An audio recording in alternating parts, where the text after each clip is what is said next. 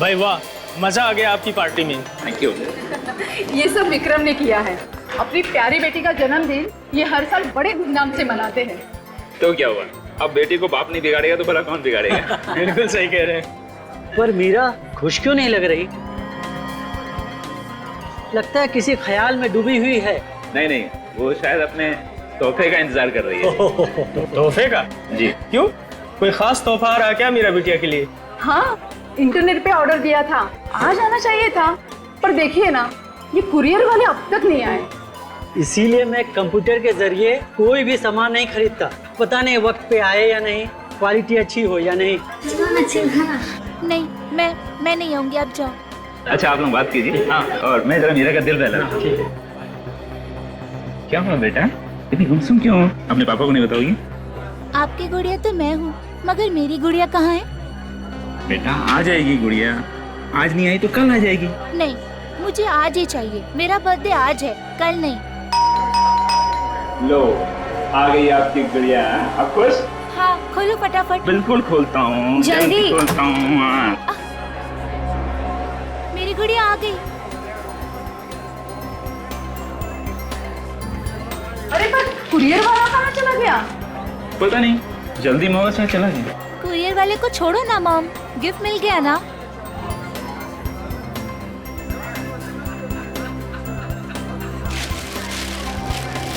ये जल्दी देखो, यस जल्दी।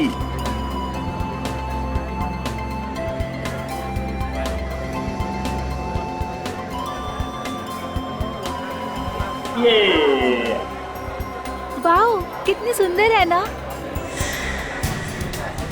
देखो।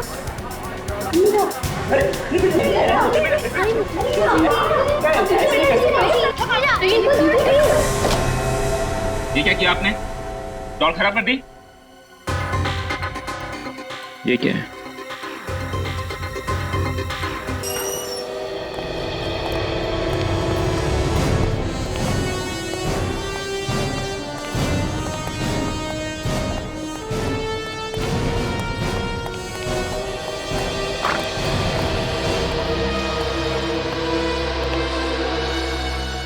अब हालत कैसी है?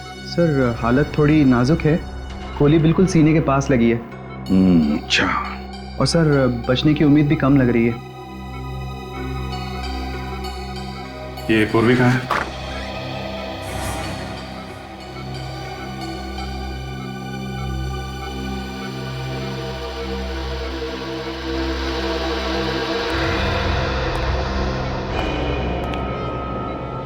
जब भी कोई सीआईडी ऑफिसर छुट्टी पर होता है तब उसे गोली चलाने से पहले 10 बार सोचना चाहिए, समझी?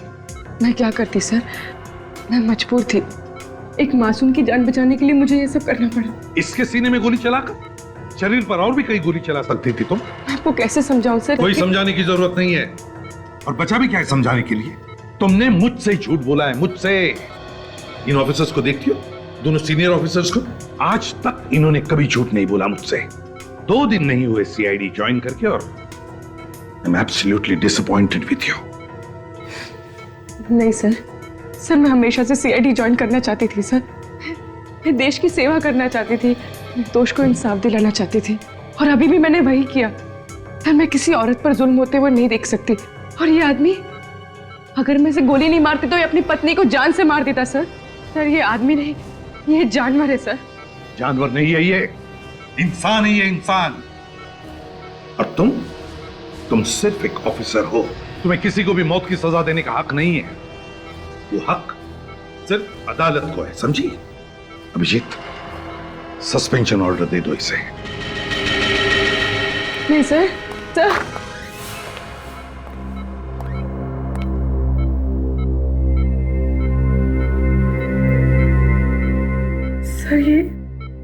सर ऐसा मत कीजिए सर। मेरा करियर, मेरे सपने सब चकनाचूर हो जाएंगे सर। मैं क्या देखो पूर्वी, अब तो तुम बस यही दुआ करो कि आदमी बच जाए, क्योंकि अगर इसकी जान चली गई तो फिर तुम्हारा सीआईडी में रहना नामुमकिन है।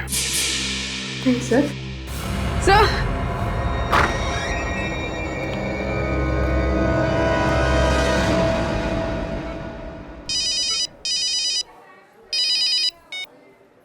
हेलो, इसे भी प्रतिमा क्या?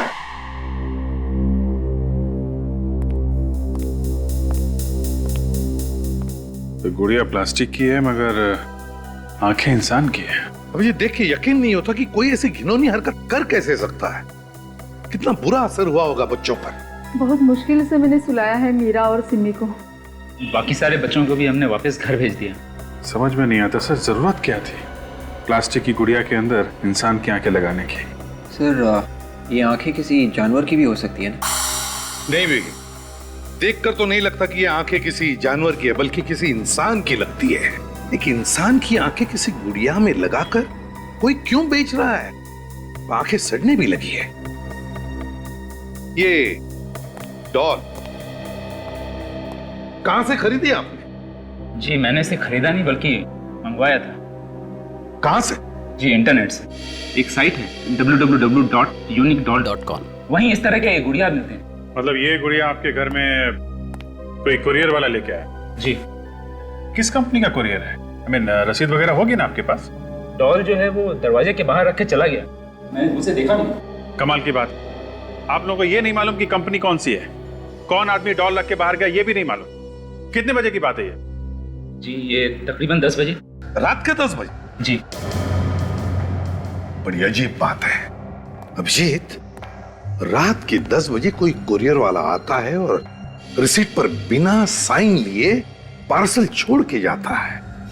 बड़ी गड़बड़ है इस बात में अभिजीत, बड़ी गड़बड़ है। सर इस वेबसाइट पे जाके देखते हैं सर कि आखिर ये आदमी है कौन जो ऐसी गुड़िया बेच रहा है। हाँ विवेक, वेबसाइट पर जाकर तो देखेंगे ही, पहले ये पता लगाना चाहिए कि हरे आंख वाले किसी आदमी के गायब होने की रिपोर्ट लिखवाई गई है क्या? इंसान की आंख और जानवर की आंख में फर्क होता है। कैसा फर्क सर? जानवर की आंखों की साइज और बनावट इंसान की आंखों की साइज और बनावट से अलग होती है। मगर जानवर की आंखें भी तो इंसान की आंखों जैसे ही दिखती है ना सर? सिर्फ दिखती है विवेक, होती नहीं। देखो इंसान सीधा देखता है और जानवर अक्सर चारों तरफ देखता है, इसीलिए जानवर की आंखें ज्यादा बाहर निकली होती है, ज्यादा बड़ी होती है।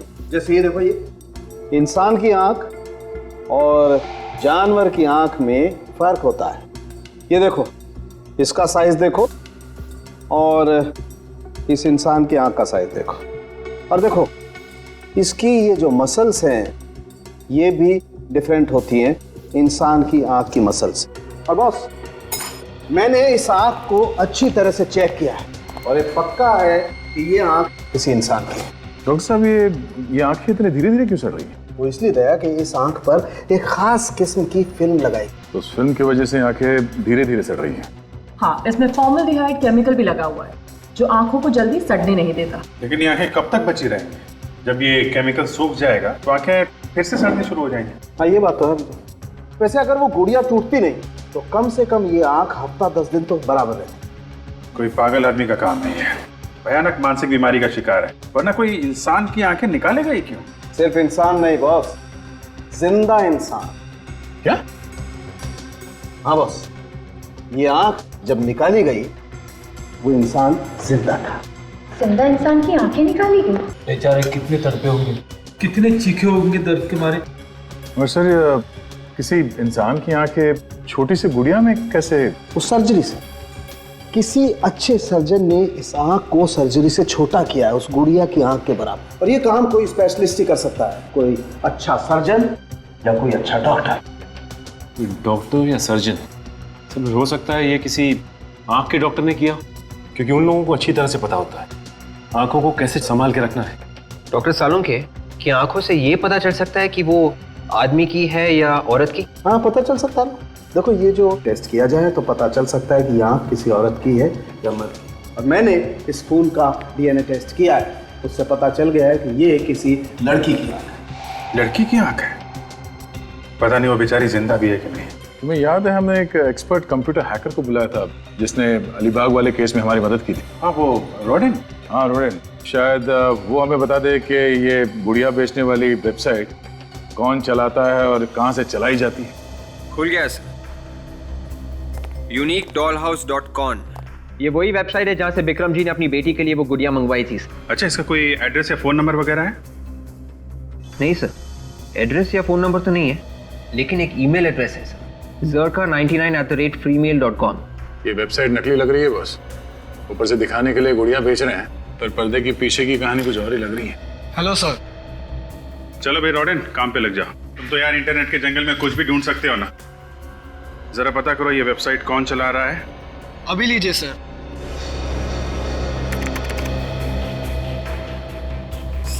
सर हाँ निखिल बता।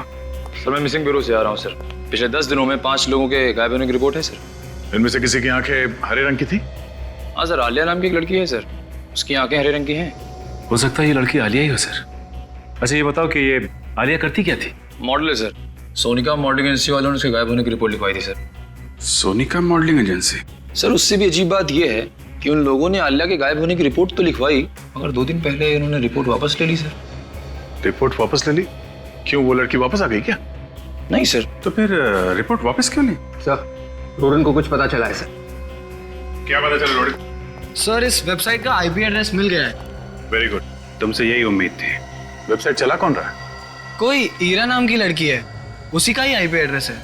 अच्छा ये बताओ कि इस वेबसाइट से विक्रम के अलावा और किस किस को गुड़िया बेची गई? 5 लोगों ने ऑर्डर दिया था, पर गुड़िया पहुंची है नहीं ये कह नहीं सकते। ये वेबसाइट कब शुरू की गई थी? यही कोई 2 हफ्ते पहले। 2 हफ्ते पहले? ये कंप्यूटर कहाँ पर है, कहाँ से ऑपरेट कर रहे हैं वेबसाइट, कुछ पता चल सकता है? वो भी मिल जाएगा सर। मिल जाएगा? Very good. तो जब तक ये उस कंप्यूटर का पता लगाता है जहाँ से ये धांधलेबाजी चल रही है, तब तक हम लोग जरा सोनिका मॉडलिंग एजेंसी चलते हैं, पता करते हैं उन लोगों ने आलिया के गायब होने की रिपोर्ट वापस क्यों ली है। तुम एक भी काम ठीक से नहीं कर सकते। क्लाइंट ने हमें साफ साफ कहा था कि उसे इस साइट के लिए लंबी मॉडल चाहिए, और तुमने कौन सी मॉडल भेजी जिसकी हाइट सिर्फ 5 फीट है। I am sorry madam. सिर्फ सॉरी कहने से काम नहीं चलता है। पता नहीं इस क्लाइंट की शूटिंग कितनी देर तक रुकी रही। तो फिर आलिया को भेज दिया होता। आप कौन? आलिया के रिश्तेदार हैं? जिसके साथ जब जुर्म होता है हम उनके रिश्तेदार बन जाते हैं। कमाल है, इतने सारे रिश्तेदार। हाँ, मुजरिम हमें प्यार से CID के नाम से बुलाते हैं। CID? जी सही फरमाया आपने। हमें पता चला था कि आलिया के गायब होने की रिपोर्ट लिखवाई थी आपने। जी हाँ। तो फिर वो रिपोर्ट वापस क्यों लिया? उस दिन रैंप शो करते करते वो अचानक गायब हो गई थी, इसलिए हमने उसकी रिपोर्ट लिखवाई। पर 2 दिन बाद उसका फोन आया कि वो बिल्कुल ठीक ठाक है और अपने घर शिमला चली गई है, तो इसलिए हमने रिपोर्ट वापस ले ली। आलिया शिमला चली गई? हाँ सर, वो बोली कि मॉडलिंग नहीं करेगी और हमेशा हमेशा के लिए शिमला जा रही है। ये फोन उसने अपने मोबाइल से किया था? हाँ सर, इसी नंबर से फोन किया था और मैंने लाउड स्पीकर पर बात की थी, मैडम ने भी सुनी थी। जी हाँ। तो ये भी हो सकता है कि किसी और ने बात की हो आलिया की आवाज में। और कोई और ऐसा क्यों करेगा? क्योंकि हमें शक है कि शायद आलिया को किसी ने किडनैप कर लिया है। ये क्या कह रहे हैं आप? तो ये शिमला का कोई एड्रेस और फोन नंबर है आलिया का? नहीं सर, हमने कभी भी उसका शिमला का एड्रेस नहीं लिया था। कोई मॉडल सब कुछ छोड़ छाड़ के अपने घर क्यों चली जाएगी, और वो भी बिना अपना शो पूरा किए हुए? इस बात से तो हम लोग भी हैरान हैं। उसका किसी के साथ झगड़ा वगैरह हुआ था क्या? नहीं तो। अच्छा, गायब होने के पहले आखिरी बार वो किससे मिली थी? 1 मिनट सर। सर, इस डायरी में मैं आलिया के सारे अपॉइंटमेंट्स लिख कर रखता। उसका आखिरी अपॉइंटमेंट सुविधा हॉस्पिटल में था। उसे शायद अपनी आंखें चेकअप करवानी थी और किसी आई सर्जन के साथ उसका अपॉइंटमेंट था सर। Eye surgeon? ये आलिया को आंखों के हॉस्पिटल जाने की क्या जरूरत पड़ गई? सुविधा हॉस्पिटल चल के देखते हैं। हाँ रोडन, पता चल गया वो कंप्यूटर कहाँ है? Fantastic art college. Okay okay, very good. ACP साहब को बताना पड़ेगा।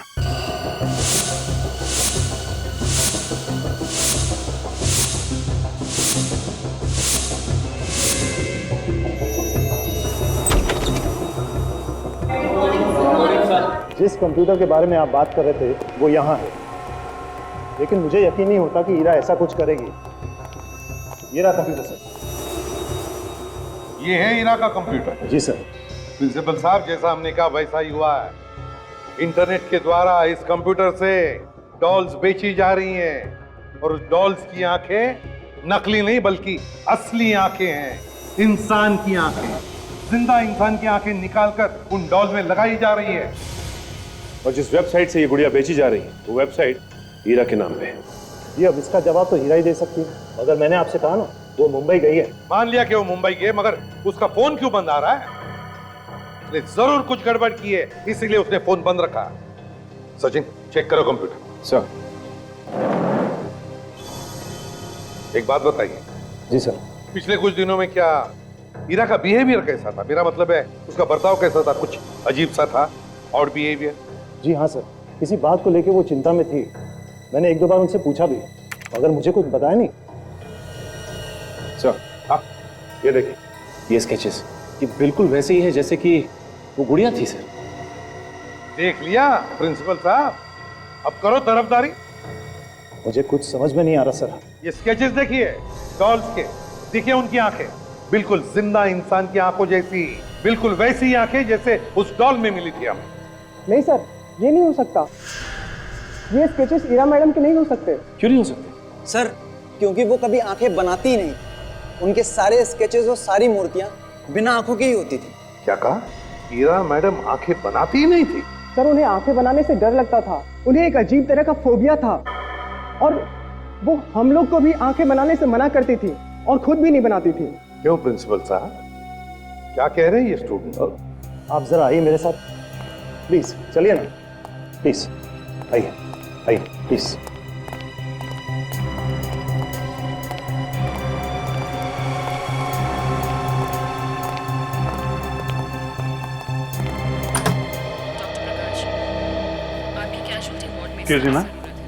जी कहिए, आप में से पेशेंट कौन है? ये है क्या? मैं कोई मरीज वरीज नहीं हूँ। देखिए हम लोग सीआईडी से हैं। सीआईडी? जी हाँ, और हम लोग यहाँ पे आलिया नाम की लड़की के बारे में पूछताछ करने आए हैं, जो आपके हॉस्पिटल में आई थी अपनी आंखों का इलाज करा। कब आई थी सर? यही कोई 5 दिन पहले। एक मिनट, जरा देखना तो कंप्यूटर पे कि आलिया नाम की कोई लड़की 5 दिन पहले यहाँ आई थी। एक मिनट। नहीं, इस नाम की कोई लड़की नहीं आई थी। ऐसे कैसे हो सकता है? ध्यान से देखिए, वो लड़की यहाँ पे आई थी, पक्की इंफॉर्मेशन है। जी एक मिनट। सॉरी सर, इस नाम की कोई लड़की नहीं आई थी। अगर आती तो हमारे कंप्यूटर में उसका रिकॉर्ड जरूर होता सर। अच्छा, आप जरा ये फोटो देखिए, ये आलिया है। आप पहचानती हैं इसे? जी नहीं सर, मैंने इसे हॉस्पिटल में कभी नहीं देखा। सर क्या मैं ये फोटो देख सकती हूँ? हाँ जरूर, देखिए। डॉक्टर अक्षत, ये तो वही लड़की है ना जो शुक्रवार को शाम को डॉक्टर नैतिक से मिलने आई थी? हाँ हाँ, ये वही है। आप लोग जानते हैं इसे? जी हाँ, आप जानते हैं इससे, मगर बात क्या है?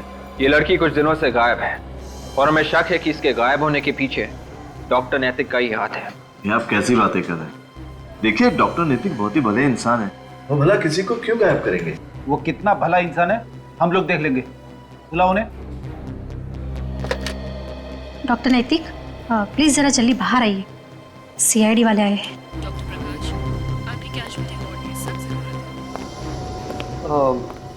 Hello officer, I am doctor नैतिक। डॉक्टर नैतिक हाय हेलो होती रहेगी, पहले आप ये बताइए कि आलिया कहाँ है? आलिया? कौन आलिया? अच्छा अच्छा, हाँ हाँ, उस आलिया की बात कर रहे हैं आप। Well officer, how do I know? मुझे क्या पता वो आलिया कहाँ है? पता नहीं कहने से काम नहीं चलेगा डॉक्टर। आलिया 5 दिन पहले आपसे मिलने आई थी और यहाँ रिकॉर्ड में उसका नाम भी नहीं है। एक्चुअली ऑफिसर, वो मुझसे बिना अपॉइंटमेंट मिलने आई थी। हो सकता है इस वजह से उसका नाम रिकॉर्ड में ना हो। ऑफिसर, मैंने उसे कुछ आंखों की दवाइयाँ दी थी जिसके उसे साइड इफेक्ट्स हो गए थे। इसी सिलसिले में वो मुझसे मिलने आई थी। आंखों की दवाई दी थी या आंखें निकाल ली थी? What are you talking, officer? मैं एक डॉक्टर हूँ, I am an eye surgeon. मैं आंखें निकालूंगा किसी की? देखिए,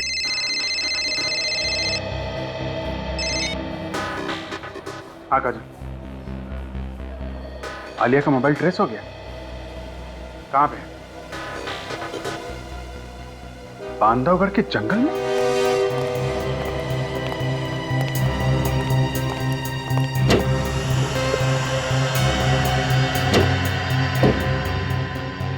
सर, यही है वो फाइल सर, जिसमें आपके सवालों का राज है। तो हीरा की आंखें न बनाने की फोबिया का राज इस फाइल में? जी, 16 साल पहले ईरा इसी कॉलेज में पढ़ती थी। उस वक्त की सच्चाई छुपी है इस फाइल में। मतलब आप पिछले 16 सालों से ईरा को जानते हैं? जी, मैं उसे 16 सालों से जानता हूँ। इसीलिए मुझे यकीन ही नहीं हो रहा था कि ईरा जैसी नेक लड़की ऐसा कुछ कर सकती है। ये फोटो देखिए सर, यही है वो आदमी जिसकी वजह से ईरा ने आंखें बनाना बंद कर दिया। ये प्रोफेसर सुदान है। प्रोफेसर सुदान एक बहुत ही टैलेंटेड मूर्तिकार, लेकिन अगर कोई भी स्टूडेंट मूर्ति बनाने में किसी भी तरह की गलती कर ले तो वो बहुत ही उखड़ जाता था, एकदम पागल हो जाता। गलती मतलब कैसी गलती? प्रोफेसर सुदान को इंसान की आंखों की खूबसूरती से बहुत लगाव था। वो यही चाहते थे कि मूर्ति की आंखों में उतनी ही जान हो जितनी की इंसान की आंखों में होती है। मगर प्रिंसिपल साहब, मूर्ति तो मूर्ति होती है, फिर उसकी आंखों में आप चाहे जितनी भी जान डालने की कोशिश करो वो तो बेजान ही लगेगी। अब यही बात प्रोफेसर सुदान समझने को तैयार ही नहीं। उनके सर पे तो बस एक ही जुनून सवार था, मूर्तियों की आंखों में जान डालने का जुनून। मगर प्रोफेसर सुदान के इस पागलपन से ईरा का क्या लेने देने? 13 नवंबर 1995 की बात है।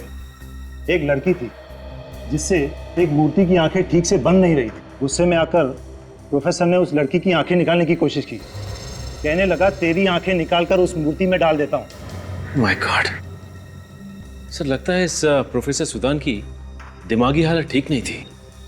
फिर क्या हुआ उस लड़की का? प्रोफेसर ने उसकी आंखें निकाली? वो उसकी आंखें निकालने ही वाला था, लेकिन ऐन वक्त पर ईरा ने आके उसे बचा दिया।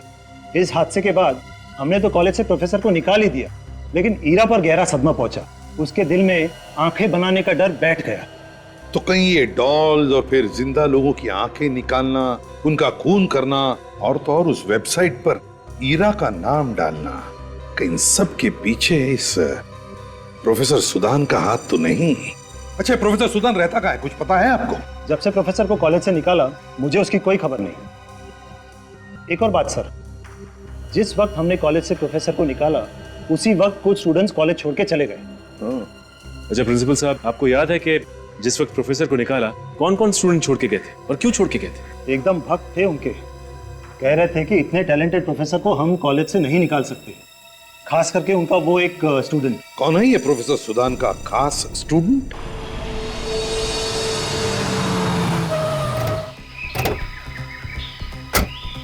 यही वो जंगल है ना जहाँ पे आलिया का मोबाइल ट्रेस हुआ? हाँ सर, मगर इतने खतरनाक जंगल में आलिया आई क्यों होगी? रात के 9:30 बजे घूमने तो आई नहीं होगी, कुछ हुआ है यहाँ पे। हो सकता है कोई आदमी उसे जबरदस्ती यहाँ लेके आया। तो मुझे लगता है कि जो आंखें हमें मिली है वो आलिया की है। अरे शुभ शुभ बोल, क्यों बेचारी लड़की की आंखें उससे छीन रहा है? सर मैं उसकी आंखें कहाँ छीन रहा हूँ, तो मुझे सही लगा मैंने वो कहा सर। क्यों बुरी बात मुंह से मत निकालना, समझे? एक मिनट, काम पे ध्यान दो, ध्यान से देखो आसपास, कोई सबूत मिलता है क्या?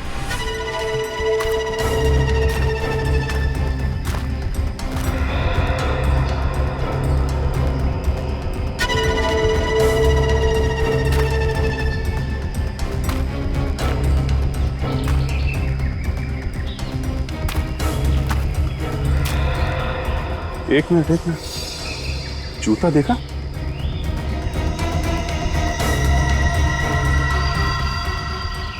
ये तो आदमी का जूता है और खून लगा हुआ है। ये तो उल्टा हो गया, ढूंढ रहे थे लड़की को और यहाँ पे तो आदमी का जूता मिला है। तो कहीं ऐसा तो नहीं कि आलिया ने अपने आप को बचाने के लिए उस आदमी को ही मार दिया हो? सर अगर ये आदमी मर चुका है तो फिर वो आंखें किसकी है, इस आदमी की या आलिया की? फिलहाल अभी कुछ कहना मुश्किल है फ्रेडी। अभी तक तो हमें ना तो आलिया की लाश मिली है ना इस आदमी की।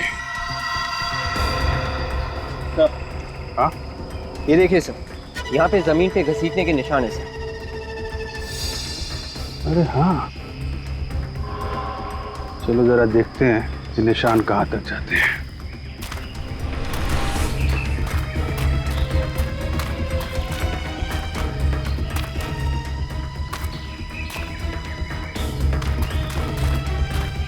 निशान तो तालाब की तरफ जा रहे हैं। माय गॉड, ये निशान तो तालाब में चले गए। कहीं ऐसा तो नहीं कि लाश तालाब में हो? एक काम करो, गोताखोरों को बुलवाओ।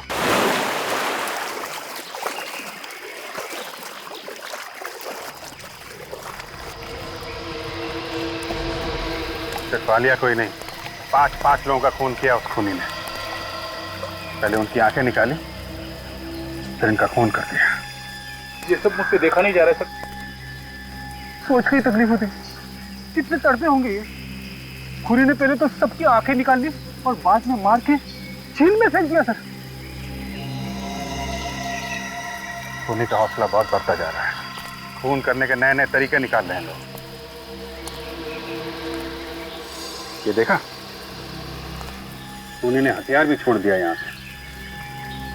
वेबसाइट पे 5 लोगों ने ऑर्डर्स दिए थे और यहाँ पे भी 5 लाशें हैं सर। हाँ विवेक, तो लगता है जैसे जैसे लोग गुड़ियों को ऑर्डर देते जाएंगे, ये पागल खूनी उनका खून करता जाएगा।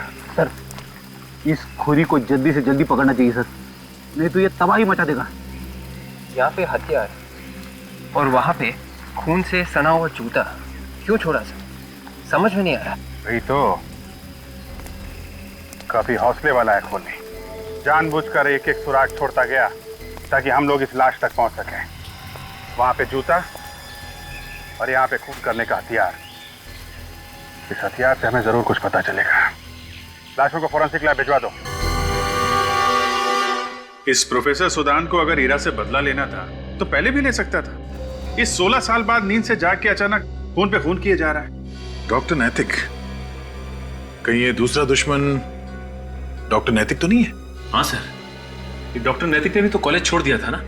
वो भी नहीं चाहता था कि प्रोफेसर सुदान को कॉलेज से निकाला जाए।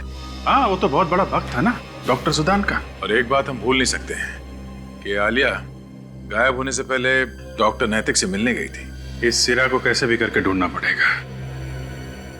ये जब मुंबई आई थी तो एयरपोर्ट से इसने टैक्सी वगैरह तो ली होगी ना। एयरपोर्ट पे पता करते हैं। डॉक्टर साहब, 5 लाशें एक साथ मिली तो 5 लाशों को एक साथ ही लाना पड़ा। यार, लाशों का ढेर लगा दिया तुमने दया, ये बात तो ठीक नहीं है। अब क्या करें, हम लोग भी इस धक्के से अभी तक उभर नहीं पाए। 5 लाशें एक साथ। कुछ पता चल सकता है उस चाकू से? इस चाकू से तो और भी ज्यादा आश्चर्य हो रहा है। क्यों सालों के साहब? खून तो इसी चाकू से हुआ ना जो उसकी गर्दन में छुपा हुआ था। हाँ, तो इसमें आश्चर्य की क्या बात है? बस ये चाकू किसी पेंटर का चाकू है। किसी पेंटर का है? हाँ, इस चाकू पर खून तो लगा हुआ था ही, इस पर थोड़ा पेंट भी लगा हुआ था। ऐसा पेंट जो पेंटिंग बनाने के काम में आता है। इसका मतलब खून 2 आदमी कर रहे हैं, एक पेंटर और दूसरा सर्जन। या फिर ये भी हो सकता सचिन कि कोई एक ही आदमी हो जो सर्जन भी है और एक पेंटर भी। सर, ये डॉक्टर नैतिक भी तो उसी कॉलेज में पेंटिंग सीखने जाते थे ना, जहाँ पे प्रोफेसर सुदान सिखाते हैं। मतलब नैतिक एक पेंटर भी है और सर्जन भी? सर, ये भी हो सकता है कि ये काम किसी ऐसे आदमी का है जो ये चाहता है कि सारे सबूत डॉक्टर नैतिक की तरफ इशारा करें ताकि वो फंस जाए। हाँ, ये काम कोई ऐसा आदमी कर सकता है जो डॉक्टर नैतिक का दुश्मन हो। और सर, डॉक्टर नैतिक के दुश्मनों में सबसे पहला नाम ईरा का है। ईरा ही कर रही होगी। उसका आईपी एड्रेस भी तो मिला था हमें उस वेबसाइट से, www.uniquedollhouse.com से। ईरा हो या नैतिक या फिर सुदान, इनमें से जिसने भी ये किया है बहुत ही घिनौना काम किया है। 5 लोगों की आंखें निकाल ली। इनके दिल से जरा सी भी आवाज नहीं आई कि ऐसा मत कर। ये लोग जिंदा है, जिंदा। एक बार हमें ये पता चल जाए कि बाकी के 4 लाशें किसकी है तो खूनी को ढूंढने में आसानी होगी। और सर, अब तक हमें ये पता चला है कि वो हरे रंग की आंखें आलिया की ही है, और ये चारों लोगों की आंखें भी ठीक उसी तरह से निकाली है जैसे आलिया की, बड़ी सफाई से। डॉक्टर साहब, ऐसी कोई चीज है इन सब लाशों में, किसी तरह की कोई चोट या फिर कुछ और? एक चीज है शायद जो इन लोगों की आंखें निकालने से भी ज्यादा भयानक है। जिंदा लोगों की आंखें निकालने से और ज्यादा भयानक क्या हो सकता है सर? ऐप रेडी है तारिका?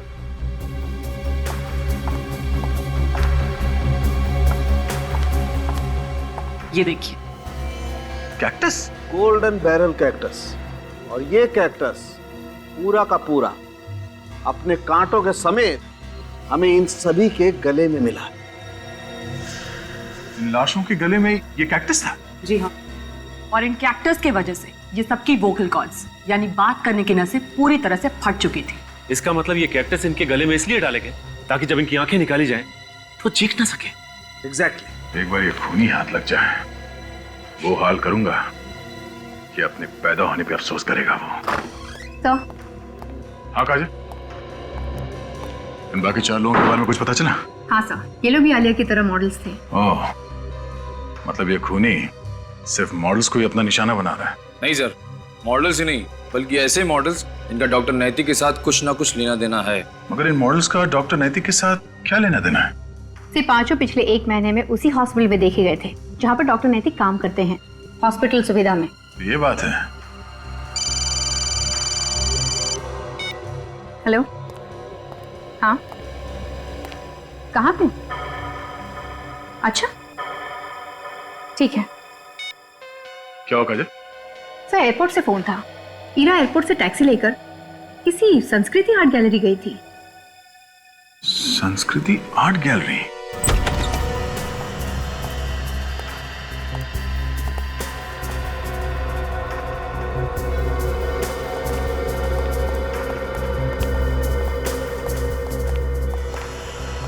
Excuse me. ये हेलो, क्या कर सकती हूँ मैं आपके लिए? जरा इस फोटो को गौर से देखिए। क्या यह औरत 3 दिन पहले आपके गैलरी में आई थी? एयरपोर्ट से आई थी टैक्सी लेकर। कि मैं नहीं इसे जानती। ईरा से मेरा कोई लेना देना नहीं है। हमने तो ईरा का नाम भी नहीं लिया। क्यों? जानती है ना आप ईरा को? जानती है या नहीं? क्यों ढूंढ रहे हैं आप लोग इसे? देखिए मैडम, हम लोग सीआईडी से। सीआईडी? जी हाँ, ईरा जब से मुंबई आई है गायब है। उसका कहीं भी कुछ पता नहीं चल रहा है। आखिर है कहाँ वो? देखिए, मैं वाकई नहीं जानती कि ईरा कहाँ है। वो तो यहाँ पर सिर्फ प्रोफेसर सुदान का पता पूछने आई थी। एक मिनट, क्या कहा आपने? ईरा प्रोफेसर सुदान का एड्रेस पूछने आई थी? जी। क्या आपके पास प्रोफेसर का एड्रेस है? नहीं, एक्चुअल में हमारी गैलरी कुछ समय पहले उनकी मूर्तियां यहाँ सजाती थी, इसलिए उसे लगा कि उनका पता उसे यहीं मिलेगा। ढूंढ क्यों रही है वो प्रोफेसर सुदान को? उसे लगता है कि प्रोफेसर सुदान उसकी जान के पीछे पड़ा है। यहाँ से कहाँ गई वो? कुछ मालूम है आपको? देखिए, ये तो नहीं बताया उसने, लेकिन उसे लगता है कि प्रोफेसर सुदान के अलावा भी एक और आदमी है जो शायद उसकी जान के पीछे पड़ा है। ये दूसरा आदमी कौन है? ये तो मैं नहीं जानती, लेकिन यहाँ आने के बाद उसने उसे फोन किया था और उसे धमकी भी दी कि अगर वो उससे मिलने नहीं आया तो शायद अंजाम बुरा होगा। तो क्या वो आदमी आया था यहाँ पर ईरा से मिलने? जी, और उन दोनों में काफी झगड़ा भी हुआ था। वो आदमी बोल रहा था कि अगर प्रोफेसर सुदान बदला लेना ही चाहते तो 16 साल पहले ले लेते, अब क्यों लेंगे? फिर क्या हुआ? फिर कुछ नहीं, वो शायद एक डॉक्टर थे, उन्हें फोन आया और जाना पड़ा उन्हें, शायद किसी पेशेंट को देखने के लिए। ध्यान से देखिए, कहीं वो डॉक्टर ये तो नहीं था? जी जी, यही है वो। डॉक्टर नैतिक।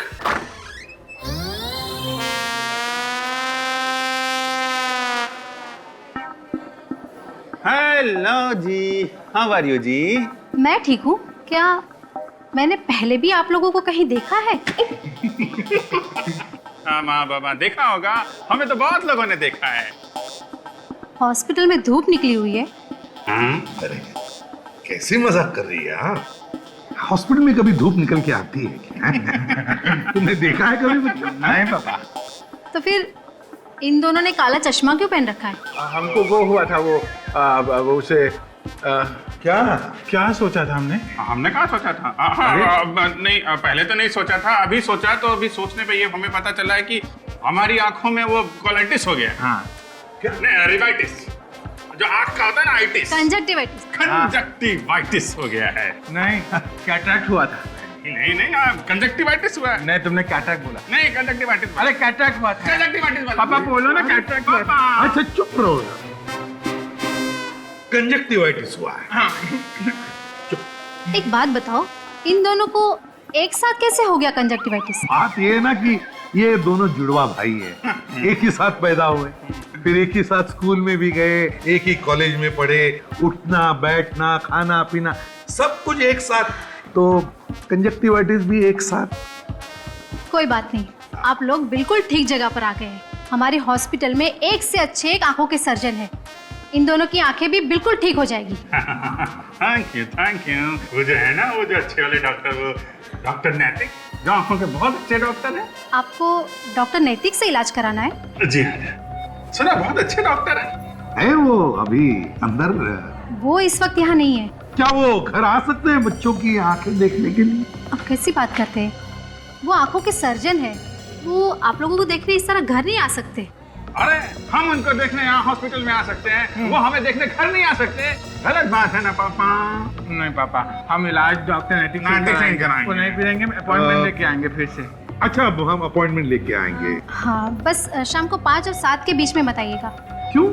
नहीं, उस वक्त वो ड्यूटी पर नहीं रहते। 5 बजे ड्यूटी खत्म हो जाती है क्या? नहीं, ड्यूटी तो रात को 9 बजे तक रहती है, पर रोज शाम को वो 2 घंटे कहीं बाहर जाते हैं, 5 और 7 के बीच में। 5 और 7 के बीच यहाँ नहीं होते। ठीक है। 5 और 7 अंकल से बोलना आके गया। हाँ, चलो अभी। सर, हम लोग डॉक्टर नैतिक का पीछा करके यहाँ पहुँचे हैं। अब आधा घंटा हो गया उसे अंदर जाके। लगता है अंदर कुछ गड़बड़ है। तो हमें नैतिक को उसी वक्त पकड़ लेना चाहिए था जिस वक्त वो घर के अंदर जा रहा था।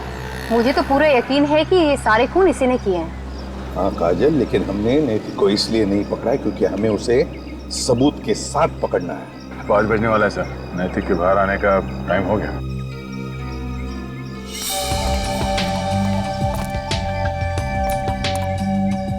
सर, वो देखिए, शैतान का नाम लिया और शैतान हाजिर हो। कुछ फेंका है उसने, लाल रंग था उस पर।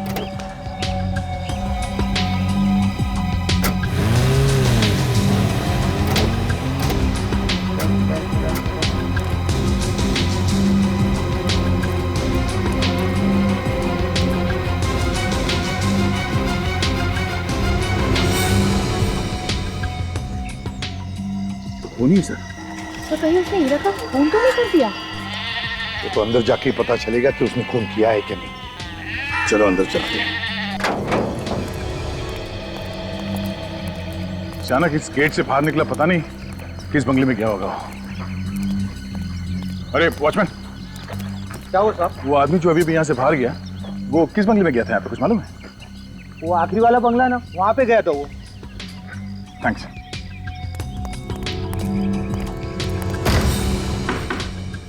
दरवाजा खुला है, इसका मतलब समझते हो निखिल? हाँ सर, कुछ तो गड़बड़ है। क्या सर?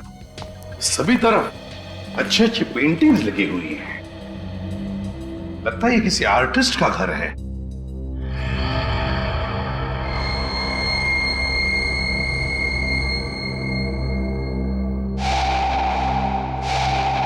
सुधान,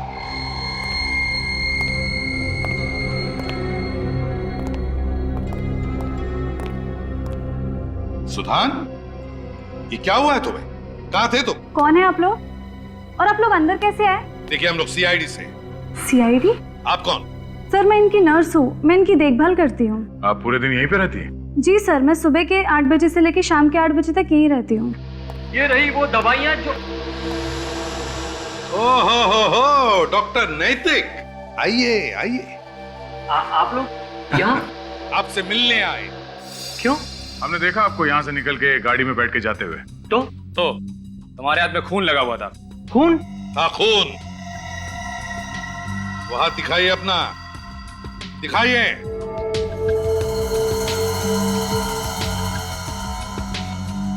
ये किसका खून है?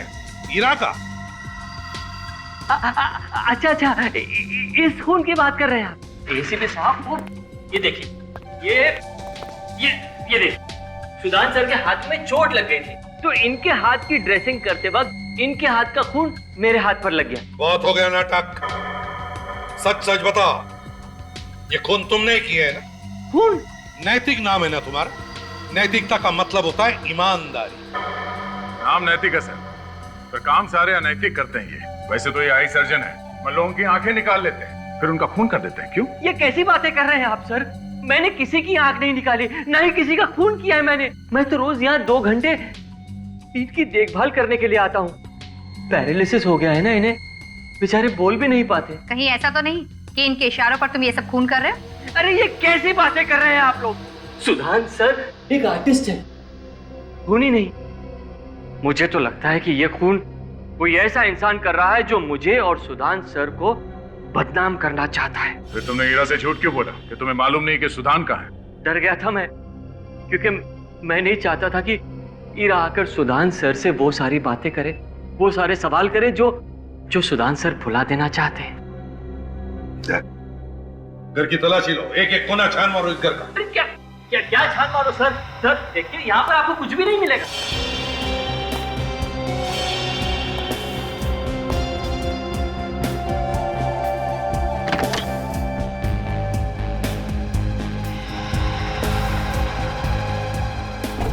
चेस कौन खेलता है चेस? सुधान और आप?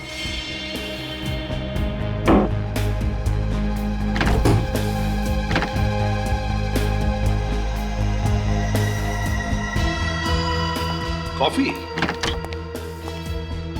कौन पीता है कॉफी? तुम पीती हो? नहीं सर, मैं कॉफी नहीं पीती। तो क्या फिर सुधान और आप पीते हैं कॉफी? देखिए एसीपी साहब, मैंने आपसे कहा ना मैं यहाँ पर रोज सिर्फ 2 घंटे के लिए आता हूँ। 2 घंटे में बहुत कुछ होता है डॉक्टर नैतिक।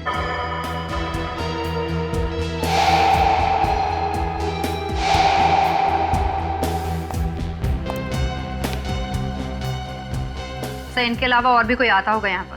हाँ आता ही होगा। हाँ, ये देखिए सर, ये कैक्टस की पेंटिंग अंदर कमरे में दीवार पे टंगी हुई थी। एसीपी साहब, ये कैक्टस की पेंटिंग तो कई दिनों से उसी दीवार पर टंगी है। बड़ी खूबसूरत पेंटिंग है। लगता है कैक्टस का असली पौधा देखकर ये पेंटिंग बनाई है कोई कैक्टस का पौधा आसपास? सर एक मिनट, मैं 1 मिनट आप 1 मिनट आप चुप रहिए, बोलने दीजिए उसे। सर कैक्टस का पौधा तो आउट हाउस के बाहर है। कैक्टस का पौधा आउट हाउस के पास है दया। डॉक्टर नैतिक, आप भी आना चाहेंगे? चलिए चलिए। अब तुम्हारी आंखें निकालने का वक्त आ गया है।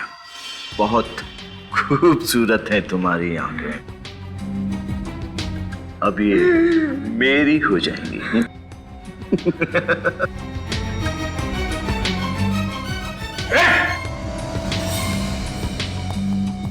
और अक्षत, ये तुम क्या कर रहे हो अक्षत? देखो मेरी बात मानो, छोड़ दो ये रखो। ये आगे मत बढ़ना, मैं इसकी आंखें निकाल दूंगा। मैं इसकी आंखें निकाल दूंगा। हाथ में लगाओ से, छोड़। आगे मत बढ़ना। अक्षत पागलपन छोड़ो और हमारी बात मानो। अब तक तुमने बहुत सारे लोगों की आंखें निकाली है, 4 लोगों का खून भी किया। मुझे तुमसे ये उम्मीद नहीं थी अक्षत। तो अब देख लिया ना, तुम लोग सब ऐसे नहीं मानोगे। अभी बताता हूं मैं तेरी आंखें निकाल दूंगा। मैं तुम सबकी आंखें निकाल दूंगा। मैं हम सबकी आंखें निकालेगा तू? हाँ? शर्म आनी चाहिए तुम्हें। तुम एक डॉक्टर हो, आंखों के डॉक्टर। तुम्हारा काम है लोगों को आंखों की रोशनी देना, उनकी आंखें छीनना नहीं। जब बदले की आंख लगती है ना तो कुछ नहीं दिखाई देता। इसलिए तुमने लोगों की आंखें निकालना शुरू कर दिया ताकि डॉक्टर नैतिक फंस जाएं।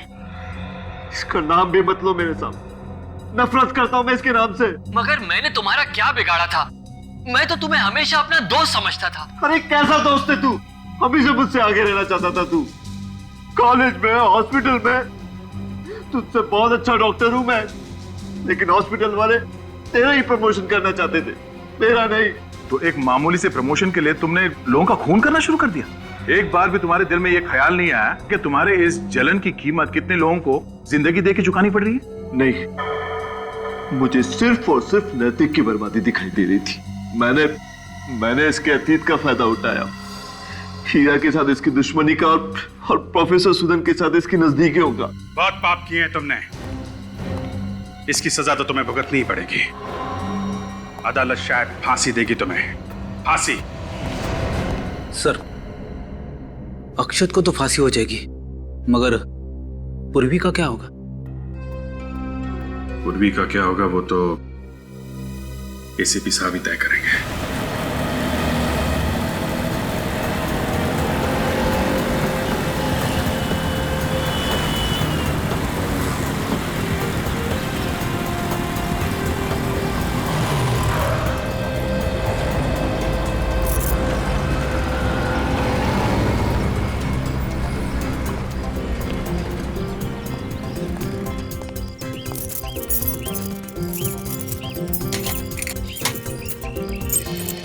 जी की गाड़ी यहाँ पर खड़ी है।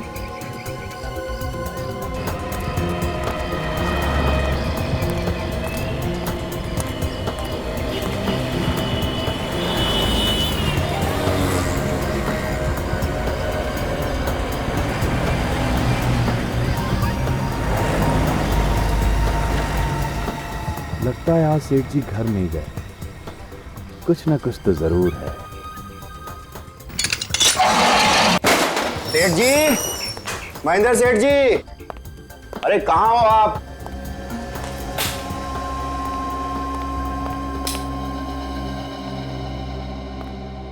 बाहर गाड़ी में भी नहीं है और अंदर भी नहीं है। चलो हम तो अपना काम करते हैं।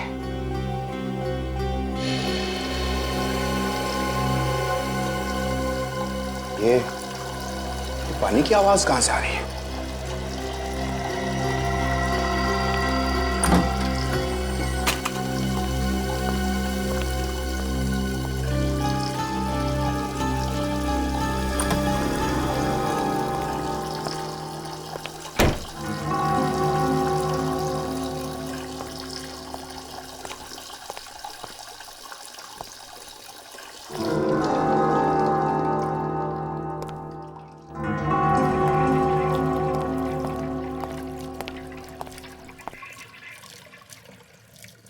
ये पानी की आवाज तो बेसमेंट में से आ रही है। अभी देखता हूं।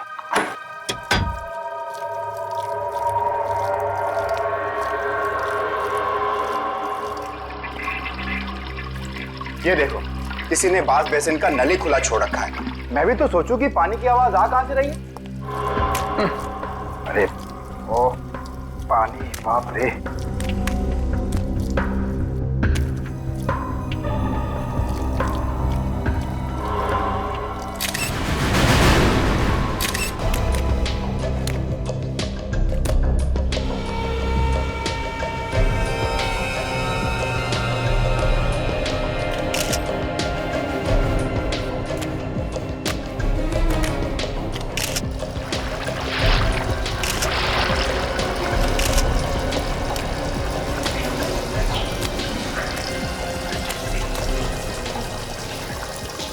पानी का नल खुला है।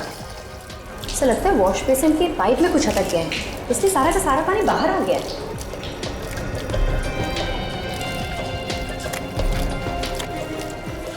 ये जानबूझकर नहीं किया। तब ये देखिए, इनके सर पे यहाँ पे हल्की सी चोट लगी हुई है। ये पलटाओ इसे, देखो कोई और घाव है।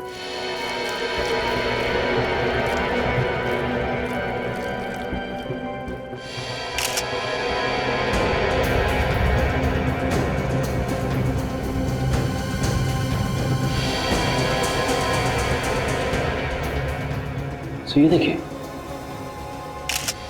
यहाँ पे दोनों तरफ खरोंच के निशान। मतलब से हाथापाई हुई है इसकी किसी के साथ में। हाँ, लेकिन किसके साथ?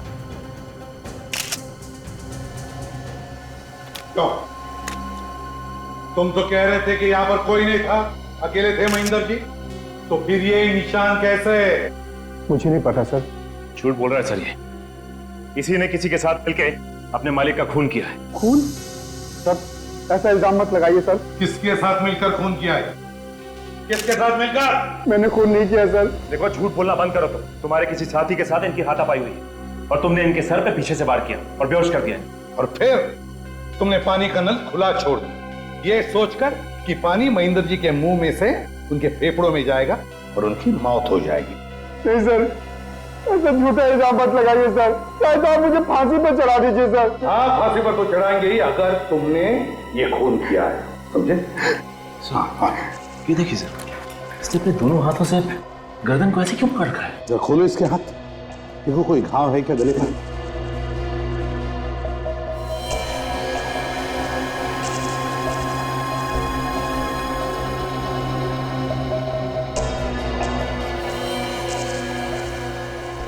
ये क्या है? हाथ जले हुए हैं?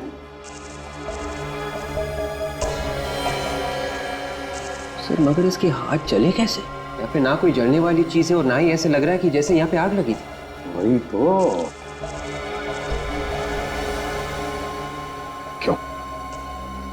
महेंद्र के हाथ तुमने ही जलाए ना, बाहर कहीं पर, और फिर उसे यहाँ पर लाके छोड़ दिया। मैंने उनके हाथ नहीं जलाए सर। तो फिर किसने जलाए? मुझे नहीं मालूम है सर। तुम ही आखिरी इंसान थे ना जो यहाँ से गए थे? नहीं सर, सबसे आखिर में तो सेठ जी जाया करते थे, मैं तो हमेशा उनसे पहले चला जाता था। और कल रात भी जब मैं गया तो वो बिल्कुल ठीक थे सर। लेकिन तुमने तो कहा कि शटर तो तुमने ही बंद किया था कल रात को। हाँ सर, और आज सुबह भी मैंने ही आके शटर खोला था सर। तो फिर क्या महेंद्र जी ने अपने आप को मार लिया? सर ये वजह है मौत की। अस्थमा का पंप यहाँ फ्रीजर के पास पड़ा हुआ था। अस्थमा का पंप? क्यों, महेंद्र जी को अस्थमा की तकलीफ थी? जी हाँ सर। सर हो सकता है जब महेंद्र को अस्थमा का अटैक आया और जैसे वो जमीन पर गिर रहा था उसका सिर किसी चीज से टकरा गया और उसके सिर पर चोट आ गई। और सर मुंह में पानी घुसने की वजह से सांसें बंद हो गई और मौत हो गई। नहीं सर, पानी का नल चालू रहना, महेंद्र के सिर पर चोट और उसके जले हुए हाथ, जरूर दाल में कुछ काला है। ये कोई एक्सीडेंट नहीं है सचिन, खून है ये, खून। जरा बॉडी को पलटो।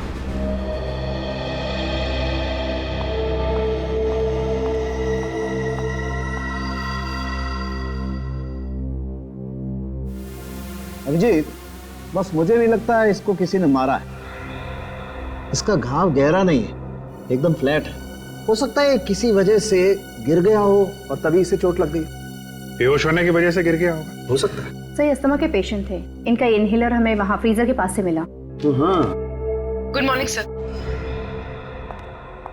एक्सक्यूज मी, तुम यहाँ क्या कर रही हो? डॉक्टर साहब, एसीपी साहब ने इसे यहाँ भेजा है। पर सर इसने अपनी सहेली के पति पे गोली चलाई थी। विवेक, उस समय हालात दूसरे थे। अगर ये अपनी सहेली के पति पे गोली नहीं चलाती तो शायद इसकी सहेली आज जिंदा नहीं होती। मगर सर अपराध तो हुआ है ना पूर्वी के हाथों से, फिर भी। नहीं, वो आदमी अभी जिंदा है जिस पर गोली चलाई थी इसने। और फिर इस तरीके के हालात तो हमें से किसी के साथ भी हो सकते हैं। बॉस, इस आदमी की मौत अस्थमा की वजह से नहीं हुई। अस्थमा की वजह से नहीं हुई? फिर कैसे हुई? अभिजीत, इसकी मौत दम घुटने की वजह से हुई है। मतलब किसी ने इसका गला घोटा था? नहीं, गले पर तो ऐसा कोई निशान नहीं। फिर मैं क्या बताऊं भाई, ये तो तुम लोग ढूंढो ना। Thank you very much. You welcome.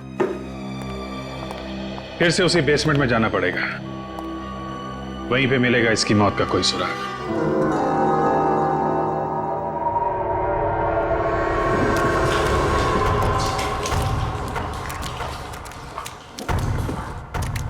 Sir, ये सालून के साहब भी ना कभी कभी जो दिल में आए वो बोल देते हैं। इतने बड़े कमरे में कोई दम घुट के कैसे मर सकता है सर?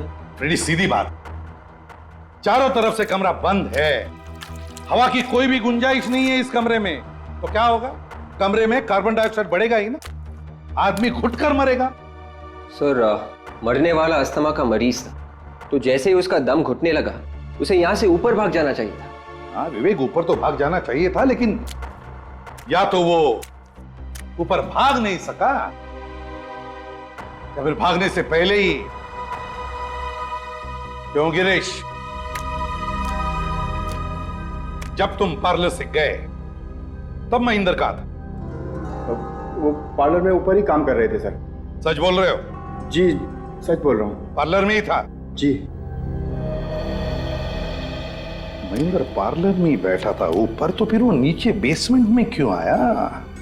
किस लिए आया? सर शायद खूनी ने उसे ऊपर ही मार के यहां लाके डाला हो। नहीं विवेक, अब तक ये पता नहीं चला है कि महेंद्र को किसी ने मारा है या फिर वो खुद मरा है। गिरीश जी बताओ, तुम्हारे अलावा और कौन कौन जानता था महेंद्र यहाँ देर तक बैठता है? जी, यहाँ काम करने वाला हर आदमी जानता है सर कि वो देर तक रुकते थे। हर आदमी? जी। कहाँ है वो सब लोग? वो बस पहुंचने वाले हैं, मैंने उन्हें बाहर इकट्ठा होने के लिए बोल दिया। गिरीश कह रहा है कि उसने पार्लर का दरवाजा बंद कर दिया था। कॉरिडोर का शटर भी अंदर से बंद था, तो फिर खून खून करके भागा कैसे? गया कैसे वो यहां से? कैसे गया होगा?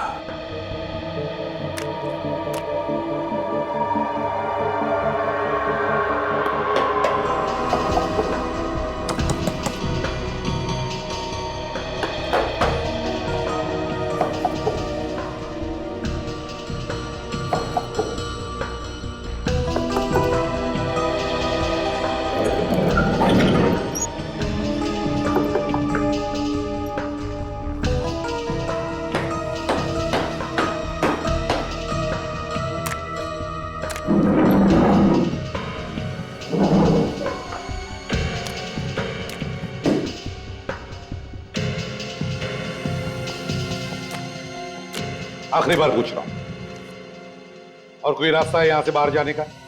नहीं सर, और कोई रास्ता नहीं है। और कोई रास्ता नहीं है। पार्लर के दोनों दरवाजे बंद थे और कोई भी रास्ता नहीं बाहर जाने का। फिर खूनी महेंद्र का खून करके यहां से भागा कैसे? कहां से गया होगा वो बाहर? चलो मान लिया कि महेंद्र अपने आप ही मर गया दम घुटने से, मगर उसका दम घुटा क्यों? कैसे घुटा उसका दम? सांस लेने के लिए, अपने आप को बचाने के लिए वो बाहर की तरफ दौड़ा क्यों नहीं? नहीं नहीं नहीं नहीं, कुछ तो गड़बड़ है सर। हाँ, खूनी खिड़की में से भाग गया।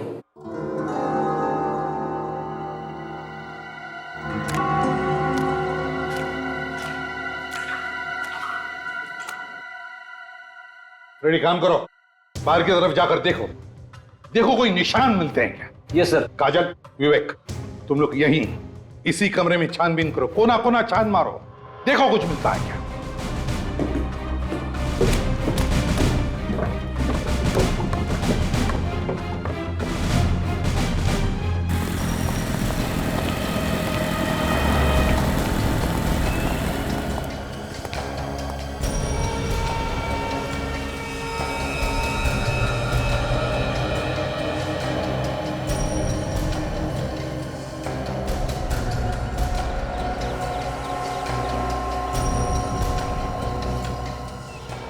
सर, खिड़की तो टेप मार के बंद की हुई है, वैसे तो हवा जा ही नहीं सकती। क्यों? ये खिड़की पहले से ही ऐसी थी? खिड़की तो पहले से ही बंद थी, मगर मगर क्या? मगर ये टेप नहीं लगी हुई थी सर। टेप नहीं लगी हुई थी? तो फिर किसने लगाई टेप? हाँ? सर मुझे नहीं मालूम सर। तुम्हें तो कुछ नहीं मालूम।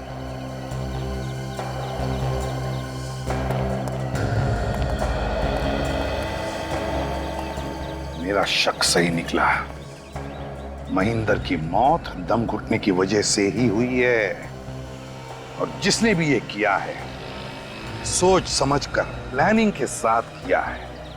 उसने पहले खिड़की को टेप लगाकर अच्छी तरह से पैक कर दिया ताकि हवा भी अंदर नहीं जा सके, और फिर जैसे ही महेंद्र बेसमेंट के अंदर आया, इसने वो जहरीली गैस अंदर छोड़ दी और महेंद्र की मौत हो गई। सर मगर कमरे में गैस जाने का कोई रास्ता तो होना चाहिए। ये खिड़कियां अगर बंद है तो फिर? रास्ता होगा पूर्वी, रास्ता जरूर होगा। चलो। ये है पार्लर का पिछला दरवाजा। इसके ठीक सामने 1, 2, 3 कॉले। इसमें बेसमेंट है। बाकी दो में क्या हो सकता है?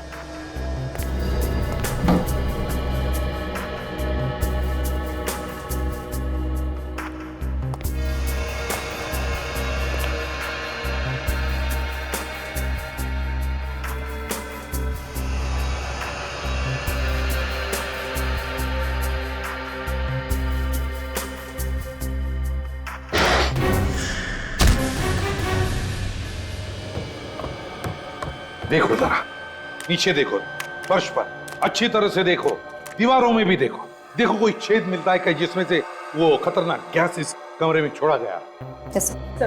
देखो अच्छी तरह से, एक एक इंच देखो।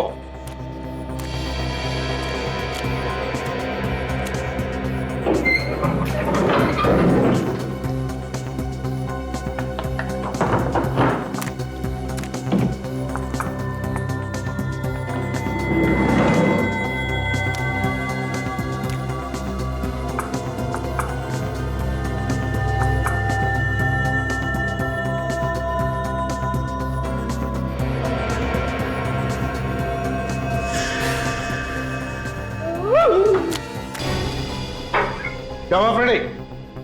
चूहा। हाथी चूहे से डरता है।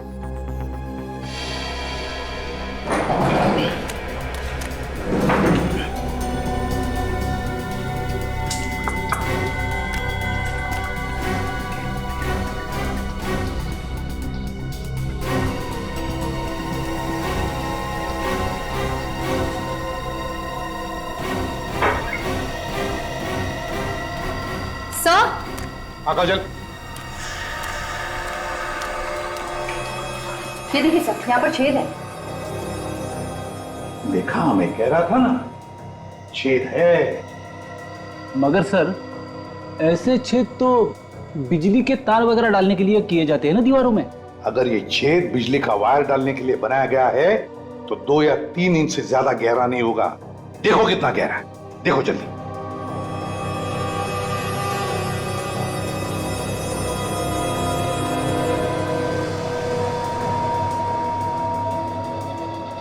सर, पेन तो पूरा का पूरा दीवार के अंदर चला गया सर। हाँ।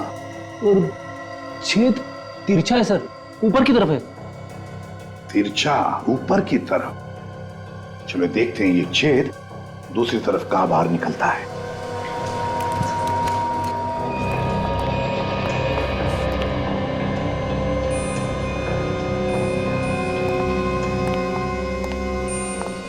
बेसमेंट में जिस दीवार पर हमें छेद मिला है,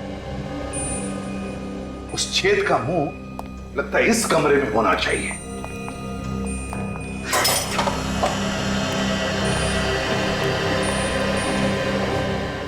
रेडी, सारे बॉक्सेस हटाओ इस दीवार से। छेद इसी दीवार पर होनी चाहिए।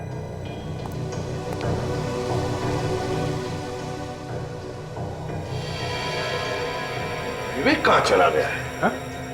सर, विवेक तो कॉरिडोर में ही आया था, शायद पार्लर में कुछ ढूंढ रहा होगा।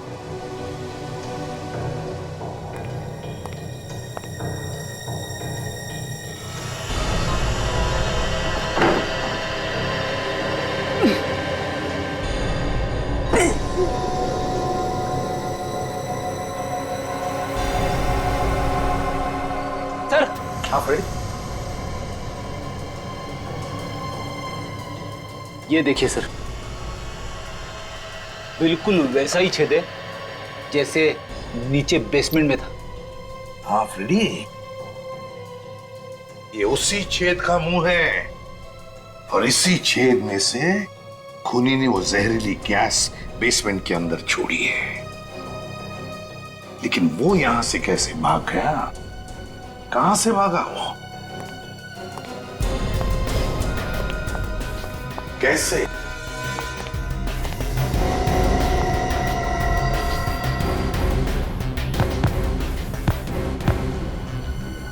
फ्रेडी, ये कारपेट हटाओ, देखो इसके नीचे क्या है।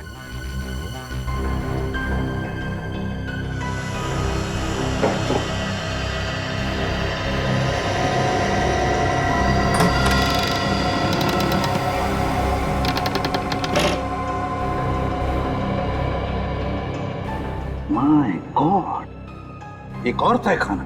काजल, जल्दी से टॉर्च लेकर आओ। सर, हाँ, जब तक टॉर्च आती है मैं नीचे जाके देखूं? तुम जाओगे? हाँ। नीचे अंधेरे में? हाँ सर। डरोगे तो नहीं? रेडियो और डर। संभल के जाओ। हाँ सर। हाँ, गड़बड़ मत करना। बिल्कुल सर। संभल के। हाँ।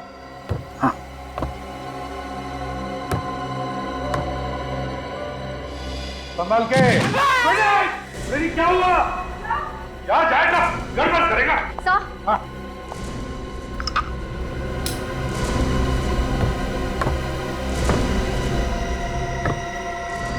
फ्रेडी, फ्रेडी,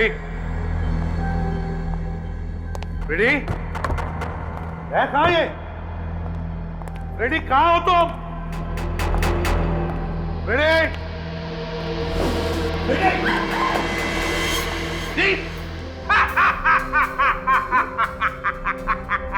फ्रेडी, फ्रेडी क्या हो गया? अब तुझे कुछ नहीं। फ्रेडी कुछ नहीं? फ्रेडी तुम गिरे कैसे? और ये क्या है? ये पाउडर तुम्हारे नाक में और मुंह में कैसे आ गई? नाक में? हाँ। मुंह में? हाँ फ्रेडी मुंह में। अरे सर ये आप कैसी बातें कर रहे हो? फ्रेडी सर मजाक मत कीजिए। मजाक?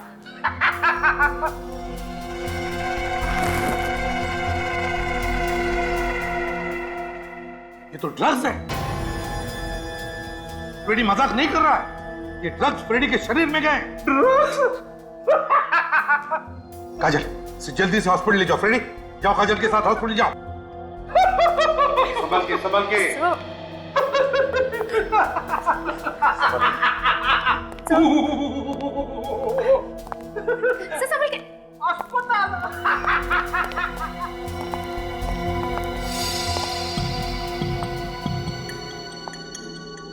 सर यहाँ तो पूरा का पूरा ड्रग्स का लैब है, फैक्ट्री है ये। हाँ, बड़ा रैकेट दिखता है यहाँ पर। लगता है ये महेंद्र आइसक्रीम पार्लर के आड़ में ड्रग्स का धंधा करता होगा। अरे रस्सी कुर्सी पर क्यों? किसी को बांध के रखा था क्या? सर कहीं विवेक को तो नहीं बांधा था यहाँ पर? हाँ पूर्वी हो सकता है विवेक को ही बांध के रखा। काजल कह रही थी कि वो आइसक्रीम पार्लर में गया था कुछ ढूंढने के लिए, कि ढूंढते ढूंढते वो यहां पर तो नहीं आया और फिर शायद उन लोगों ने। सर ब्लड, ये देखिए।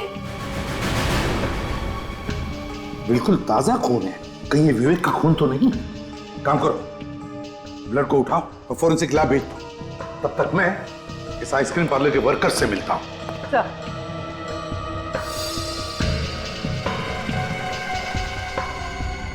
तुम्हारी नाक के नीचे, तुम्हारे आइसक्रीम पार्लर के बेसमेंट में कमरा नंबर 12 में ड्रग्स बनते थे और तुम कह रहे हो कि तुम्हें मालूम नहीं? हाँ? ये नहीं हो सकता, समझे? सर हम सच कह रहे हैं, हमें कुछ नहीं मालूम। सच कह रहे, तुम्हें कुछ नहीं मालूम, वो तो हम मालूम कर ही लेंगे, समझे? तुम सबके डिटेल्स चाहिए मुझे, सबके डिटेल्स, नाम और पते के साथ, अभी के अभी। डॉक्टर साहब पता चला इस महेंद्र का खून किस चीज से हुआ है? नहीं अभी नहीं पता चला। अरे इतना टाइम लगाएंगे तो केस कैसे सॉल्व होगा सर? यार अभिजीत तुमसे कहा है हमेशा घोड़े पे सवार होकर के मत आया करो यार। तुम देख रहे हो ना मैं काम में लगा हूं। एक मिनट, कम से कम इतना तो पता चल गया होगा कि उस आइसक्रीम पार्लर के बेसमेंट में जो खून मिला था वो किसका है? दुनिया में करोड़ों लोग हैं दोस्त, किसी का भी हो सकता है, मैं कैसे बताऊं किसका है? अरे क्या हो गया, इतना उखड़े हुए क्यों है? अभिजीत देखो, एक बात तो श्योर है कि उस खून का ब्लड ग्रुप है B positive. B positive? B positive blood group तो सर विवेक का भी है। विवेक का?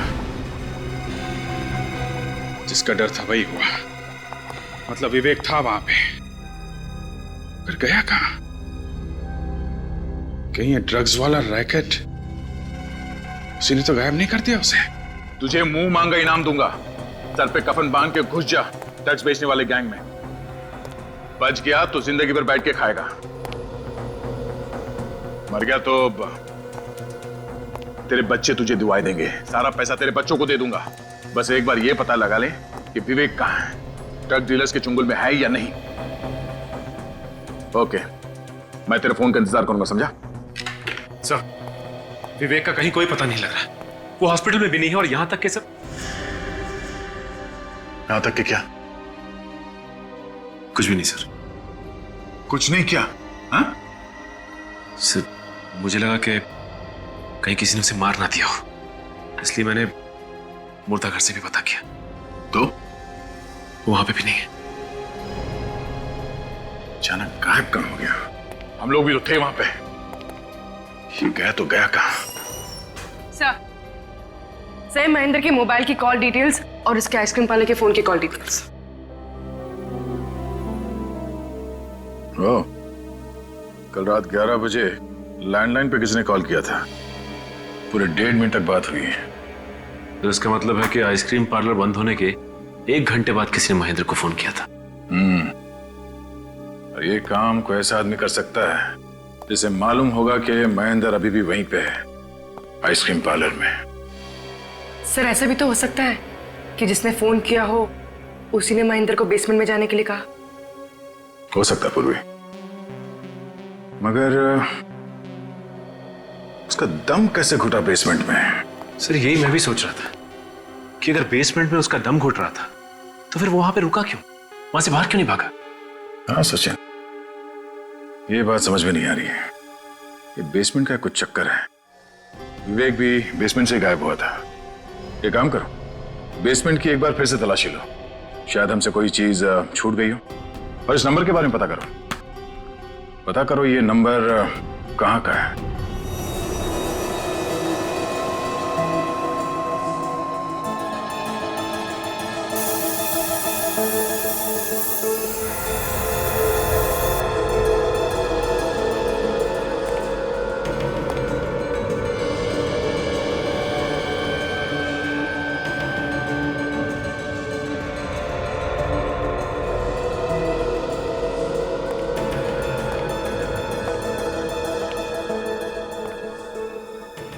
बेसमेंट की एक एक चीज छान मारी, कहीं भी कुछ भी नहीं है। काजल, कभी कभी सुराग आंखों के सामने होते हुए भी दिखाई नहीं पड़ता। इस केस की कोई तो एक चीज है, कोई ऐसी चीज जो अभी भी हमारी आंखों से बची हुई है। सर ऐसी क्या चीज हो सकती है? सचिन, खूनी चाहे कितना भी चालाक क्यों न हो, कोई ना कोई गलती तो वो जरूर करता है। कोई ना कोई सबूत तो छोड़ कर ही जाता है। हमें उस सबूत को ढूंढना है। ढूंढो अच्छी तरह से।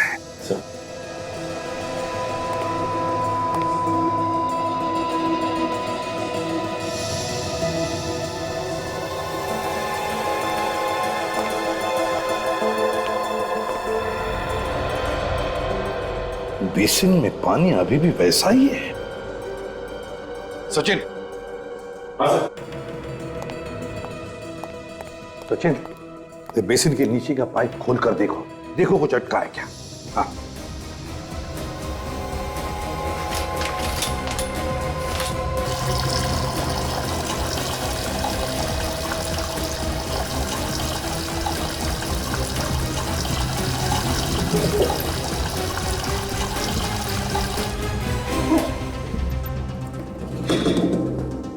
सर लगता है इसमें कुछ फंसा हुआ है।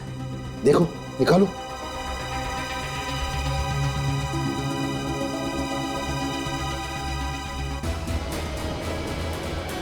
ये देखिए, पत्थर। मैंने कहा था ना सचिन, जानबूझकर किया गया है। जानबूझकर पहले पत्थर अटका है पाइप में और फिर पानी का नल चालू कर दिया। मगर सर महेंद्र की मौत से पानी का क्या लेना देना हो सकता है? हाँ सर, पानी तो आग बुझाती है, तो फिर हाथ कैसे जलते महेंद्र के? जिस चीज को छूकर महेंद्र के हाथ जल गए, उस चीज के लिए पानी ने बारूद का काम कर दिया।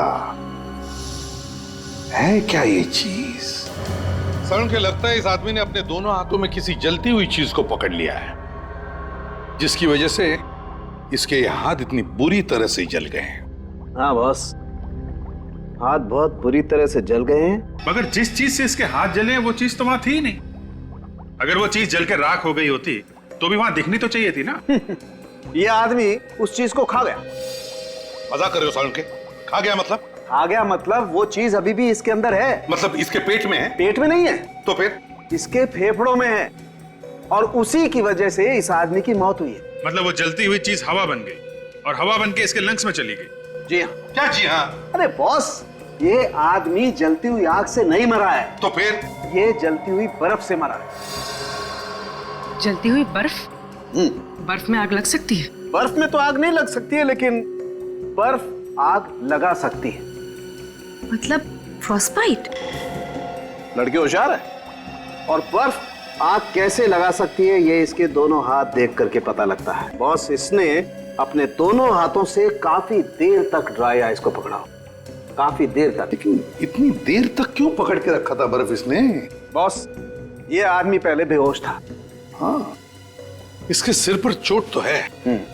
और जब इस आदमी को होश आया, इसने देखा कमरे में चारों तरफ ड्राई आइस फैली हुई और ऊपर से पानी बह रहा है। और जब ड्राई आइस पानी से मिलती है तो कार्बन डाइऑक्साइड पैदा होती है, और उस कार्बन डाइऑक्साइड की वजह से इस आदमी का दम बुरी तरह से घुटने लगा। ये बेचारा अपनी जान बचाने के लिए किसी तरीके से ड्राई आइस को किनारे करके ऊपर की तरफ भागा, लेकिन ऊपर का दरवाजा बंद था। ये आदमी फिर से नीचे की तरफ आया, लेकिन तब तक कमरे में कार्बन डाइऑक्साइड पूरी तरह से फैल चुकी थी, और उसी कार्बन डाइऑक्साइड की वजह से इसका दम बुरी तरह से घुट गया और ये बेचारा मर गया। बहुत दर्दनाक मौत हुई होगी बेचारे की। सर, ये ड्राई आइस ऐसी चीज है जो हर फैक्ट्रीज में तो बनती नहीं। कुल मिला के 3-4 फैक्ट्रीज होंगी। तो हम लोग जाके पता कर सकते हैं कि परसों रात इस आइसक्रीम पार्लर में किसने ड्राई आइस लाके दी थी। हाँ अभिजीत, पता लगा सकते हैं इस ड्राई आइस फैक्ट्री का।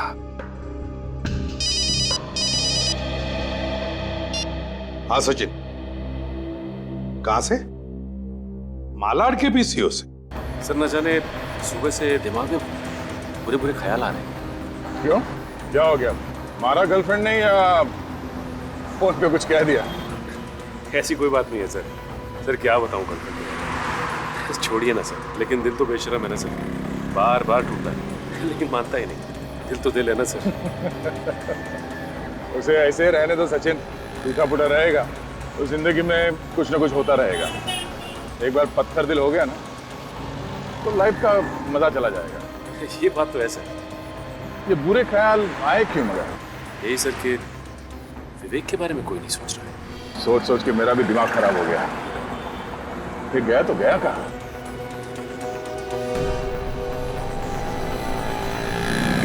सर विवेक फोन क्यों नहीं कर रहा है? मुझे मालूम है विवेक कहाँ है। सर आपको मालूम है? हाँ। तो सर अब तक आपने बताया क्यों नहीं? जो मुझे भी अभी भी पता चला। वो देखो सिग्नल पे, बड़ी बुरी हालत है इसकी तो। फटे हुए गंदे कपड़े हैं इसके। एक काम करो, तुम्हें गाड़ी उस तरफ लगाओ, ठीक है? चलो।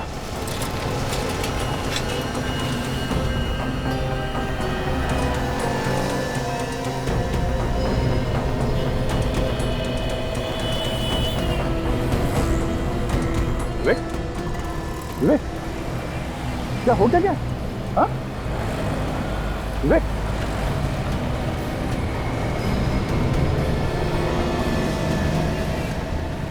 तुम पहचाने? इसे हो क्या? कुछ बोल नहीं रहे तो? विवेक, हमें पहचान रहे हो तुम? ये दया सर है, मैं सचिन, ये पूर्वी। किसी ने कुछ किया क्या? हाँ? विवेक, चलो चलो, प्लीज इधर सर। संभाल, संभाल विवेक, संभाल। अरे भाई सुनो, पैसे कौन देगा?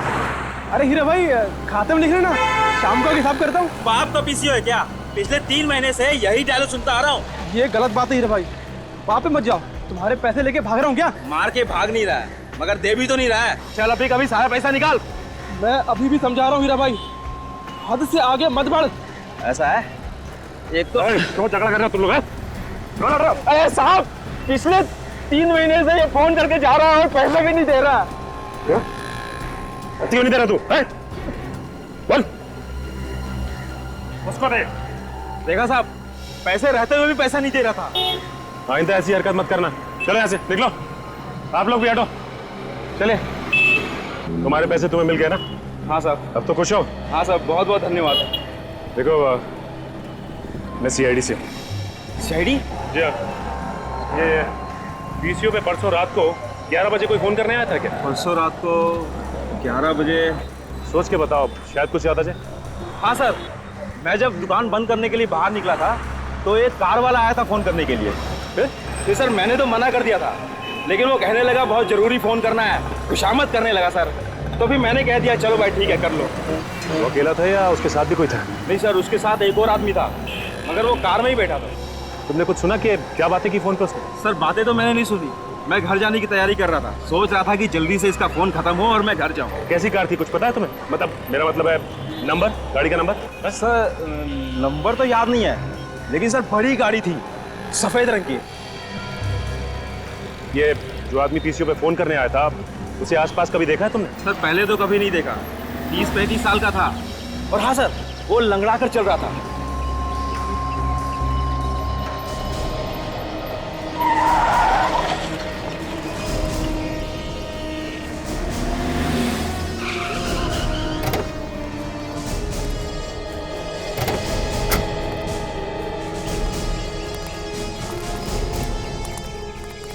गया, ये ड्रग्स इतनी डेंजरस है कि एक बार किसी के शरीर में घुस जाए ना तो आदमी गया काम से। हाँ सर देखिए ना, विवेक का क्या हाल होगा? सर विवेक को डी एडिक्शन सेंटर में भर्ती कर दिया सर, 6-7 दिन में ठीक हो जाएगा वो। नहीं दया, मुझे नहीं लगता वो 6-7 दिन में ठीक हो जाएगा, कम से कम 1 महीना तो लगेगा उसे। सर इस आइस फैक्ट्री के बगल में ही है ड्राई आइस फैक्ट्री, ये आखिरी ड्राई आइस फैक्ट्री है सर। इतनी आइस शायद किसी भी ड्राई आइस से नहीं गई। तो फिर दया वो बर्फ उसी आइस फैक्ट्री में से लेकर गए होंगे वो। चलो देखते हैं।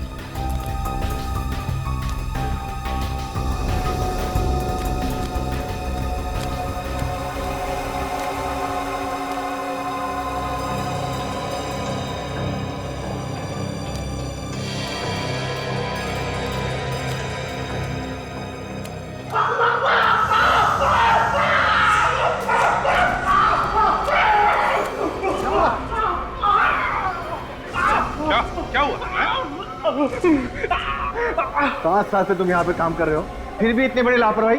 बिना ग्लोव्स पहने तुमने ड्राई आइस तो हाथ क्यों लगाया? अरे उसे बाद में डांटो, पहले से हॉस्पिटल ले चलो, नहीं तो दवा लगाओ। दवा है यहाँ पर। सुनो, इसे ऑफिस ले जाना, वहाँ पे फर्स्ट एड बॉक्स है, जाओ जल्दी जाओ। और तुम लोग खड़े रहे मेरा मुंह क्या देख रहे? जाओ अपना काम चालू करो, जाओ।